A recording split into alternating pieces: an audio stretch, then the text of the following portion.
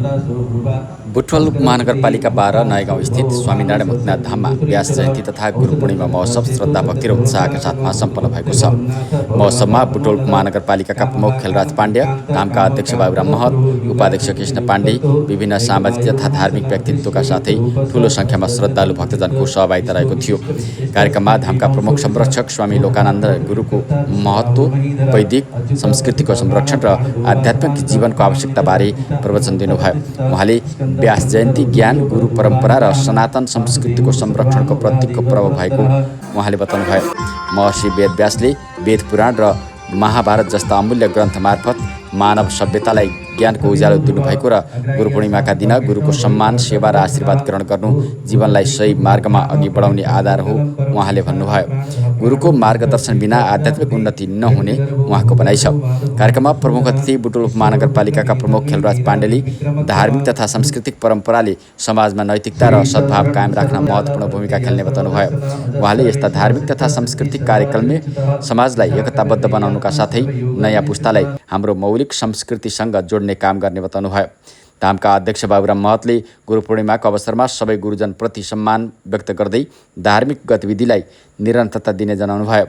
महोत्सवमा गुरु पूजन, पुष्प आरती, सत्सङ्ग तथा प्रसादी वितरण लगायतका धार्मिक कार्यक्रम गरिएको छ।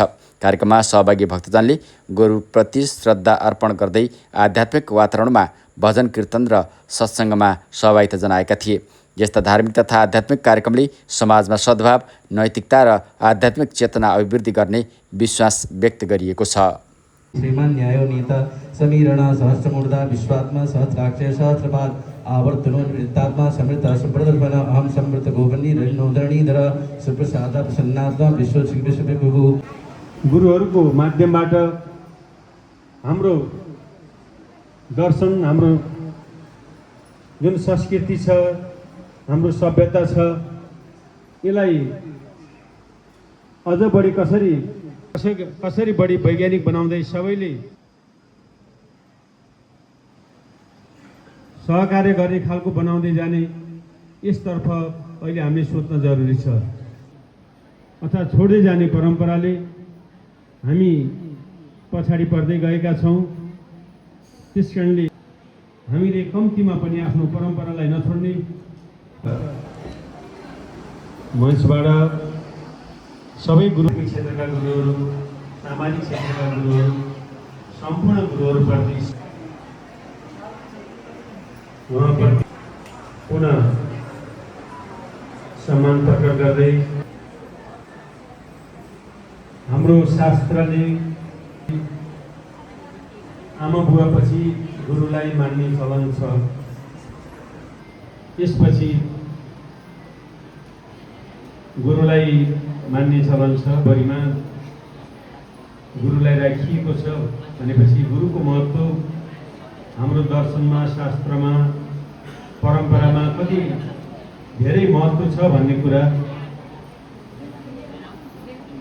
हाम्रो परम्पराले देखाएको छ।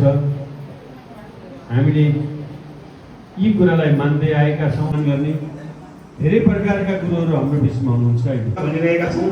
राष्ट्रिय लोक भजन चुडका संरक्षण प्रतिष्ठान नेपाल केन्द्रीय अध्यक्ष श्री नारायण प्रसाद प्रदेशका घनश्यामज्यू, मलाई लाग्छ आजको सायद यो उहाँकै अध्यक्षतामा आजको यो र यसै गरी राष्ट्रिय लोक भजन चुडका समितिका अध्यक्ष कमला अधिकारी गुरुको अत्यन्तै भूमिका पनि रहेको छ।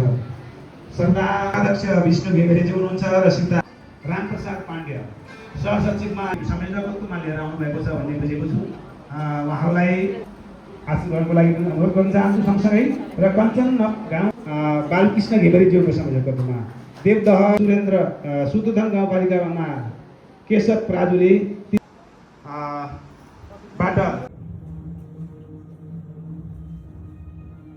ब्रह्माण्डीय ऊर्जासँग आफ्नो अस्तित्वलाई एकाकार गर्दै यो जगतमा आज ज्ञानको पुष्पको रूपमा भगवान् वेदव्यास प्रकट भएको दिन हो। संसारका सबै ज्ञान, मनुष्यको सृष्टि रहेसम्म मनुष्यको लागि चाहिने जति पनि ज्ञान छ, सम्पूर्ण ज्ञान उहाँले प्रकाशित गरेर जानुभएको छ। उहाँको ज्ञानको भिन्न यहाँ दोस्रो कुनै ज्ञानको जरुरतै छैन। हामी सबै जगतका मनुष्यहरू वेदव्यासको मार्गलाई अवलम्बन गऱ्यौँ भने हामी सबैको व्यष्टिगत उन्नति पनि हुन्छ, हामी सबैको समष्टिगत उन्नति पनि हुन्छ। उहाँ नै जगतको गुरु हो। उहाँले नै आत्मा र परमात्मालाई चिनाइदिनु भएको छ। उहाँकै माध्यमबाट हाम्रो यहलौकिक अनि पारलौकिक दुवै जीवन मङ्गलकारी हुन्छ। दोस्रो मार्ग अवलम्बन गरियो भने त्यो सबै बन्धनको मार्ग हो। व्यास भगवानको मार्गलाई हामीले अवलम्बन गऱ्यौँ भने यो नै मुक्तिको मार्ग हो। उहाँले वेद अनि वेदमा अभाव भएको कुराहरू, नपुगेको कुराहरू, पुराणमा नपुगेको कुराहरू, उपनिषद र उपनिषदमा पनि छुटेका कुराहरूलाई उहाँले इतिहास पुराणको रूपमा महाभारत सिर्जना गरेर यो जगतमा जहिलेसम्म मनुष्यको सृष्टि रहन्छ तबसम्मको लागि सम्पूर्ण कुराहरू, आध्यात्मिक, भौतिक सबै कुराहरूको सृजना अनि सृष्टिको विषयमा उहाँले हामीलाई बताएर जानुभएको छ। उहाँको मार्ग, उहाँको निर्देशन र उहाँको शास्त्रभन्दा अलग पृथक यो जगतमा कुनै अस्तित्वै छैन।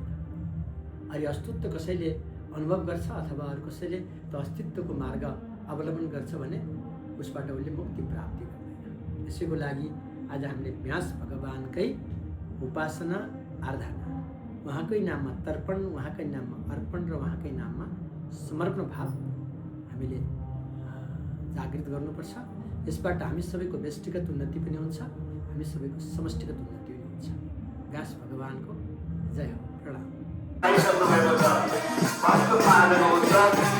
हामी